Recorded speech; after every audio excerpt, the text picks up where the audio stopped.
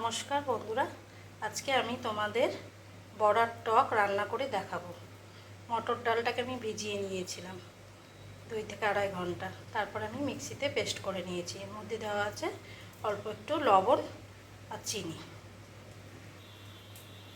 আর নিয়ে নিয়েছি আমি আম, টুকরো টুকরো করে কেটে নিয়েছি। কড়াইয়ে দিয়ে নিয়েছি সাদা তেল। এবার আমি বড়ার যে ব্যাটারটা ছিল এটাকে ছোট ছোট গোল গোল করে দিয়ে নিয়েছি।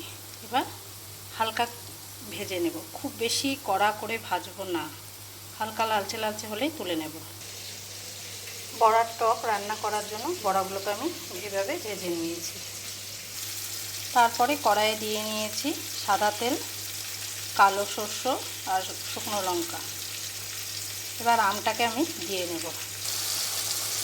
তেলের উপরে দিয়ে দিয়েছি আমটাকে লবণ আর হলুদ দিয়ে একটু ভাজা ভাজা করে নিচ্ছি। আর খুন্তির পেছন দিয়ে কয়েকটা আমকে ভেঙে ভেঙে দিয়েছি।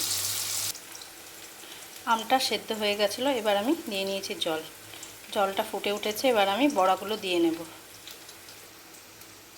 দিয়ে নিলাম 1 কাপ চিনি আর বড়াগুলো। এবার ভালোভাবে একটু ফুটলে পরে নামিয়ে দেব।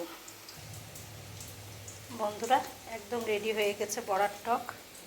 এই দেখো, নিরামিষের দিনে এরকম করে বড়ার টক বানালে খুব ভালো লাগে খেতে।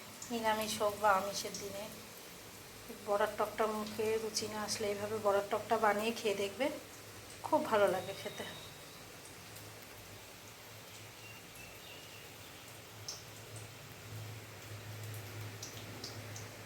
বাড়িতে অবশ্যই ট্রাই করো বন্ধুরা এই বড়ার টকের রেসিপিটা।